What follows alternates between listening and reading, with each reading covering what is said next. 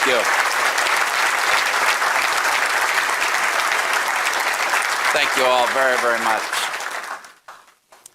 Thank you, Susan, for that very nice introduction. I think of all the introductions I've ever had, that's the most recent. You know, as I look around this group today and see all of this Rotary brass, some of it a bit tarnished, of course, I realize that Rotarians come and go, but past district governors just accumulate. You know, I remember my first contact with the Rotary district governor. I was a brand new Rotarian, and I was going to my first Rotary district conference. This was a time when our district had a conference up in one of the big hotels in Sacramento. And it was just the time the hotel had taken the paper towels out of the restrooms and put those hot air machines, you've seen them in there. And sure enough, during the conference, I went in there, washed my hands, and went over to the machine, and somebody had scotch taped a little card right above the machine. And it said, "Push the button and hear a short message from the district governor." Well, you know, we make jokes about these district governors, but we really appreciate the time and effort and dedication that they have, because they really keep Rotary together. Yeah, they're great fellows. They're kind of like an old pair of tennis shoes, all worn out except the tongue, you know. Now, to prepare these remarks today, I've tried to get just as much information as I possibly can about Rotary. I visited past club presidents in rest homes and sanitariums up and down the Pacific Coast. And it was a thrilling sight to see these past presidents just lying there, being waited on hand and foot. And as they clutched the coverlets, they whispered to me, "Please tell them there'll be room for them when their time comes. It'll come a heck of a lot faster than you think." Oh, I'll never forget my first day as a Rotary Club president. July, the first meeting. I remember I stepped up to the rostrum and I grabbed that gavel in my right hand and the bell in my left hand, and whang! I missed the bell. And I broke the index finger on my left hand. From then on, my year kind of went downhill.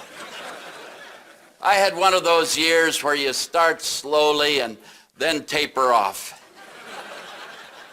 You know, actually being club president, that's the greatest job in Rotary, next to assistant bulletin editor. Because every week you learn more about Rotary. You learn more about your fellow Rotarians. And I'm kind of an organized person, and I began to keep a list of all the things that I was learning about Rotary. And I brought a couple of these lists along here today just to show you the kind of information that you too will learn as president of your Rotary Club. Now, the first list I made up about the end of my first month as club president. And it went like this. Number one, the club president has an almost impossible time of being an early leaver. Number two, that first meeting of the year will give you a brand new feeling, kind of a sickness in the pit of your stomach. Number three, it's important to keep the fingers of the left hand off the bell when you have the gavel in your right hand. Number four, the club secretary is supposed to do all the work. Number five, a speaker on artificial insemination is not a good program for Ladies' Day. Number six, the first law of the Rotary Club president, to remember, whatever hits the fan will never be distributed evenly.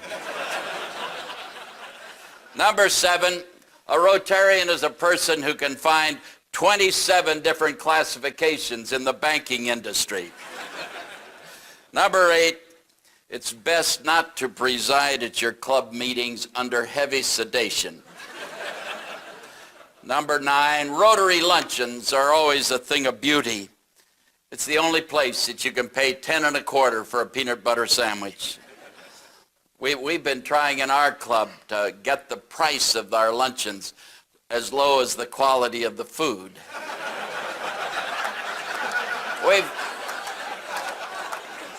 Number 10, every district governor will have at least one scheme that doesn't work, and that's the one you'll try in your club. Remember, it's better to be decisive even when you can't make up your mind. Well, 3 months went by, and I began to learn more and more about Rotarians. And this...